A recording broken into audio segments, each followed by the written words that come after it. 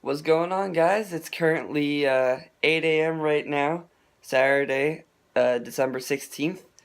Today for training, I'm going to do something a little bit different than usual. I'm entering in an orienteering meet. Also, sorry if I have a bit of a morning voice. I just woke up. It's, as I said, 8 a.m. But for those of you who do not know, orienteering basically is like an adventure race.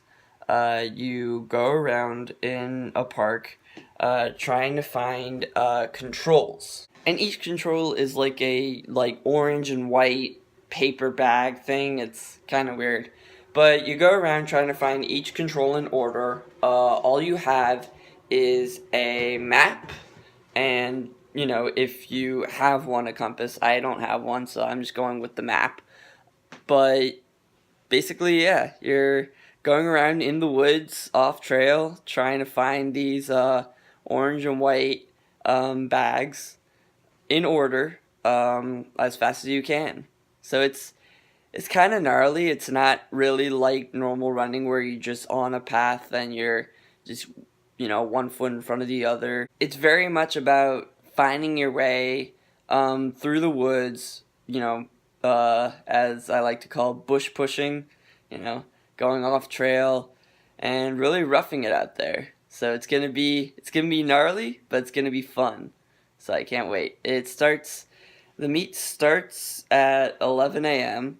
So I have a bit of time. I'm gonna eat some breakfast right now, and we're gonna leave at 11 because you can start. There's a window for when you can start between, I think it's 11 and 1:30, and I like to get there a bit later than the very start of it because there's gonna be a lot of people starting right at 11, so just to avoid the crowds. Starting off the day right with a good old peanut butter and banana sandwich. Healthy and delicious. Yum yum. Okay, so it's now just after 9 a.m. I had a Cliff Bar and a peanut butter banana sandwich for breakfast, so that's pretty healthy, I would say. I have about 2 hours-ish before we leave, so I'm just gonna be chilling around, not doing anything too crazy, so I can be well rested and well prepared for the race. So one interesting factor in this race is that yesterday it was icing all day long, and now, as you can see, it's a bit icy out there. It's not bad, but it's definitely there. So that's gonna be interesting come race time. See how people will be able to handle the slick conditions. I think I've got a pretty good edge on that in that regard because I've got my pair of Ultras, my trail shoes, so they're pretty good at handling the rough conditions. But you never know. It's definitely gonna slow up times, make it a bit more challenging. But that's why we do it. We do these things to challenge ourselves, and that's why I'm here. Okay, what's going on, guys? It's 11:20 right now, so a bit later than we were thinking, but whatever. It's a starting window from 11 to 1:30, so we got plenty of time. This actually might be a bit better because, the ice gets a bit more chance to melt, so it might be a bit better conditions. Although now that I think about it, it's just gonna make it more wet with more melted ice, so whatever. That's what we're out here for, rough conditions. But I think I'm ready. I've got my shirt on, got my orienteering gloves. I'm about to get my Ultras on, and we'll be ready to go. Yep, it's definitely icy. Oh boy.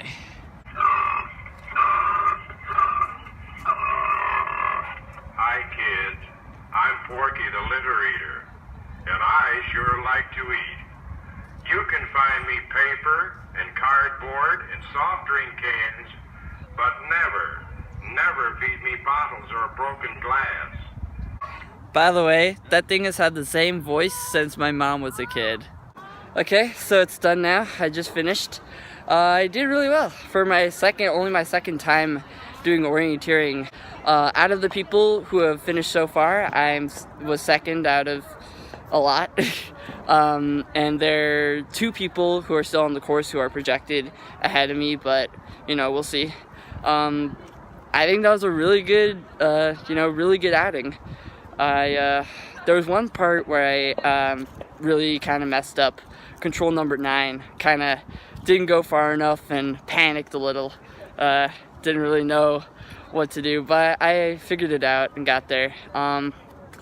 Yeah, besides that, it was just kind of self-confidence, almost, honestly, because I kept checking the map every so often, wondering if I was right, if I was going on the right route. When I didn't need to waste that time re-checking the map. So, I'll work on that, and hopefully, next time I can keep improving. That's the goal, is to keep improving what you do.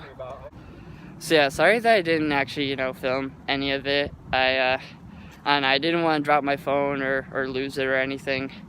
I kind of wanted to just, focus on the event. But yeah, just take my word for it. It was beautiful out there. A really fun time. Just a really good adventure. So yeah, it was fun. And I can't wait to do the next one. What is going on, everybody? It is currently the next day. I've already run, already showered, and I actually am about to host a family get-together in about an hour and a half. So I have to do the segment pretty quickly so that I can help get ready for the guests who are going to be here soon. But I just wanted to quickly debrief kind of the race. This was hosted by Quantico Orienteering, which is this is the orienteering group in our area, in the Montgomery County, D.C. area. It's really cool. It's a really nice, tight-knit kind of community, full of really awesome people. And they get their results up for their meets. They get them up really quickly. So we already have them up, already, scored and stuff. So I just wanted to show you all how I did. Okay, so here we have the results for the green course, which is the course that I did. It's one of the shorter technical routes. There are usually about 8 different courses, ranging in levels from, very, very easy to very, very advanced. This is one of the more advanced ones, but one of the shorter advanced ones. I didn't want to do a super long one. As you see here, I got 3rd here. Now you may notice there's some that says road crossing times. So this course was run in a park that has a road running through the middle. And most of the courses, including this one, go across the road twice. Once going out, once going back. And they started this a few years ago, which I think is a really smart idea. Not counting the times that it takes you to cross the road. This discourages the athletes, the runners, from trying to make a dash across the road in front of cars. Tries to discourage us from, risking our lives on the road, which is always fun. So that's what you see there. But the thing is, I'm about to show you the split-by-split results, where it shows your results for every single control, and on that result list, I'm actually listed below Dennis Doherty because it does every single control, including the ones across the road. That's a control. So because I took so much longer than he did, and we were so close together in finishing time, as you can see, I actually, if you count those, came in 4th. So as you can see, they have the wind splits is what they called on here, and you can see here, this is every single control, how long it took you to get from control to control, how you did relative to the other competitors. It's really good for seeing where you messed up, where you did well on, which controls you can improve on, and you have the map also here. Also, I should turn on a light. So as you see, I did alright, started out pretty well.